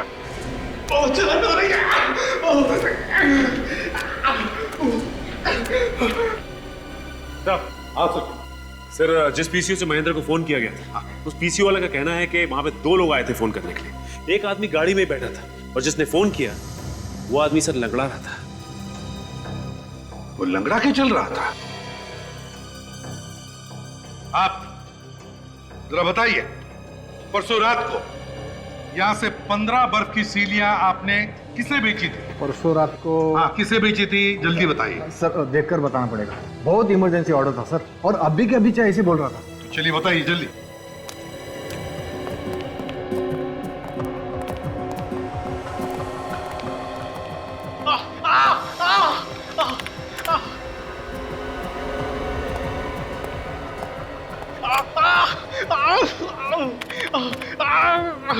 हाँ सर मिल गया। मिल गया? हाँ। क्या नाम है? ये जीत नाम के आदमी ने ऑर्डर दिया। जीत? उसका कोई कांटेक्ट नंबर वगैरह है?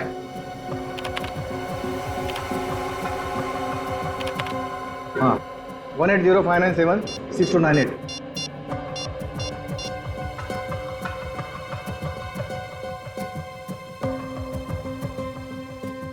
सर नंबर तो गलत है। मुझे तो वैसे ही लग रहा था, कोई भी गुनहगार अपना असली नंबर नहीं देगा।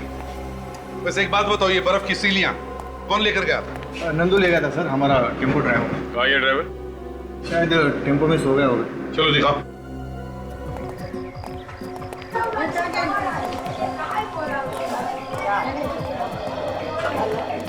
आइए सर।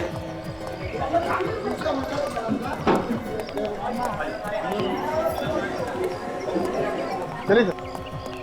अरे सुनो, वो नंदू ड्राइवर कहाँ है? साहब वो अपने टेम्पो में सो रहा है। आइए सर।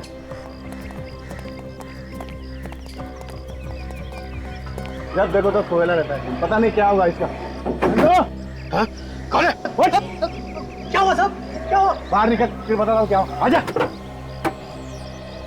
क्या हो गया साहब? परसों रात महेंद्र के आइसक्रीम पार्लर में ड्राई आइस का स्लैब तुम लेकर गए थे? हाँ लेके गया था, तो क्या हो गया? नंदू तुम इससे बात कर, ये लोग सीआईडी वाले हैं। एक मिनट, इस फोटो को ध्यान से देखो। इसी के आइसक्रीम पार्लर में लेके गए थे ना? जी जी हाँ। तो क्या वो बर्फ की सिल्ली तुमने उतारी या किसी और ने? साहब मेरा काम सिर्फ गाड़ी लेकर जाना है। वो आइस स्लैब के लिए उसके 2 आदमी आए थे और वही लोग उतार रहे थे साहब। तो क्या उनमें से कोई लंगड़ा के चलता था? लंगड़ाते हुए तो मैंने किसी आदमी को नहीं देखा साहब। लेकिन हाँ एक आदमी है ना अपने दांत के नीचे कुछ दबा रहा था। वो तंबाकू या सुरती जैसी कोई चीज थी साहब। अच्छा, पीसीओ वाला कह रहा था कि वो आदमी लंगड़ा के चल रहा था। ये टेम्पो का ड्राइवर कह रहा है वो हर 2 मिनट में अपने दांतों के नीचे कुछ दबा के मुंह में चबा रहा था। क्या ये एक ही आदमी है या ये 2 अलग अलग? मेरी तो नौकरी गई, अब तो घर जाने दो। कोई कहीं नहीं जाएगा जब तक पता नहीं चलता खून किसने किया है, समझे? पर साहब हम सब पे शक क्यों कर रहे हो? हम तो पहले ही बर्बाद हो चुके हैं। किसी पर शक नहीं कर रहे, छानबीन कर रहे।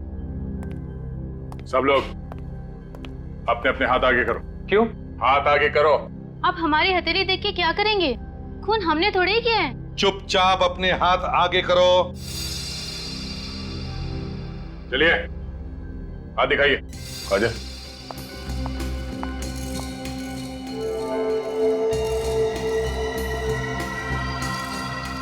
उठो।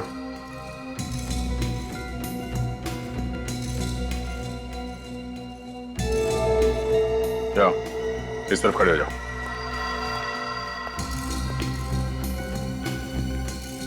इस तरफ आइए।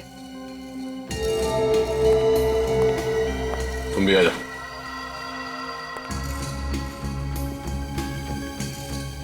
चलो यहाँ पे खड़े हो जाओ। मैंने कुछ नहीं किया, मैंने किसी का खून नहीं किया सर। वो पता चल जाएगा, यहाँ पे खड़े हो जाओ। मैंने कुछ नहीं किया सर। चलो। मैंने कुछ नहीं किया सर। सर ये चारों लोग तंबाकू खाते हैं। तंबाकू खाते हो? शर्म नहीं आती? मालूम है तंबाकू जहर होता है, कैंसर होता है, कैंसर। सर ये जो बच्चे लोग हैं इन सबको चला कर देखते हैं, देखते कैसे चलते हैं। चलिए आप सब लोग एक एक करके यहां से बाहर जाइए। चलिए।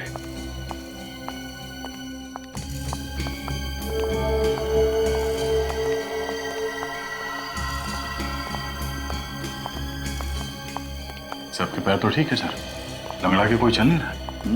वही तो।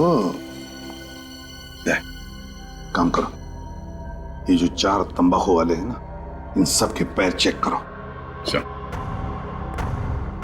जरा पैंट ऊपर करना। मैं सच कह रहा हूँ सर, मैंने कुछ नहीं किया। चुपचाप पैंट ऊपर करो। ये पैर।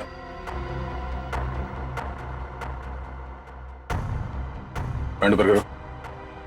दूसरा पैर। पैर दिखाओ ऊपर।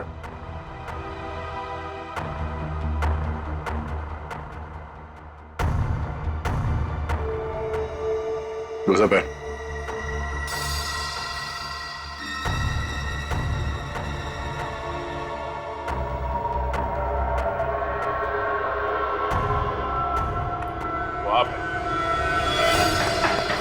पकड़ो उसे।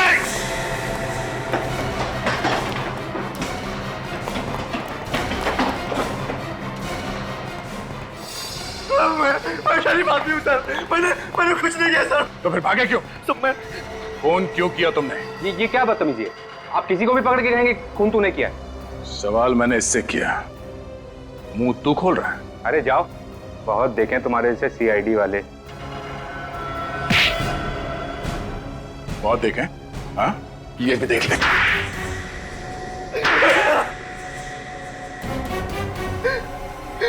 और नहीं करूंगा सर, वैसे कभी ड्रग्स को हाथ भी नहीं लगाऊंगा मैं। ड्रग्स बेच के लोगों को जिंदा लाश बना रहे थे।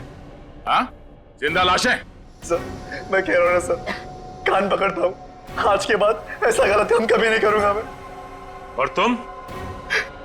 पैसे के लालच में मजबूर हो गया था मैं। पैसे के लालच में अंधे होकर जहर बेच रहे थे समाज में। हाँ महेंद्र का खून क्यों किया?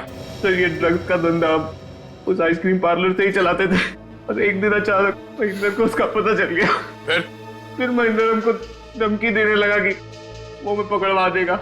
हमें मालूम था कि महेंद्र अस्थमा पेशेंट, इसलिए हम दोनों ने प्लान किया कि उसे बेसमेंट में बंद कर देंगे और उसमें ड्रायर्स डाल देंगे ताकि वो घुट घुट के मर सके और किसी को पता भी ना चले कि वो किस चीज से मरा है।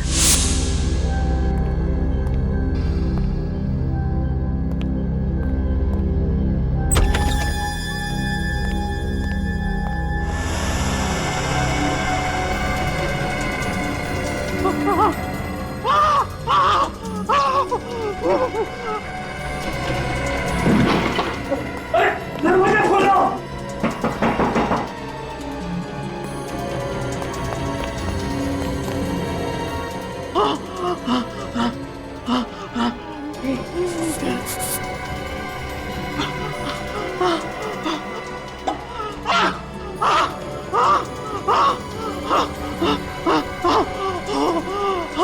आई से जो गैस निकलती है उससे दम घुट जाए और वो मर जाए। हाँ? हमको पता था कि महेंद्र अक्सर देर रात तक आइसक्रीम पार्लर में काम करता है और उस रात भी वो वहां मौजूद था, इसलिए हमने उसको फोन किया। तुम दोनों ने विवेक को कैसे गायब किया? उस वक्त मैं दूसरे बेसमेंट में ही था जब आप लोग वहां पहुंचे। पता नहीं कहां से अचानक विवेक उस बेसमेंट में आ गिरा। मुझे लगा कि अब हम लोग पकड़े जाएंगे तो तुमने फौरन विवेक को इंजेक्शन लगा दिया। हाँ। और वो फौरन चंकी बन गया और बार बार ड्रग्स मांगने लगा। और फिर हमने उसे पीछे की रास्ते से निकाल के सड़क पर छोड़ दिया। तुम जैसे लोगों की वजह से न जाने कितने नौजवान नशे के लत में डूब गए, न जाने कितने घर तबाह हो गए। तुम दोनों को तो फांसी ही होगी।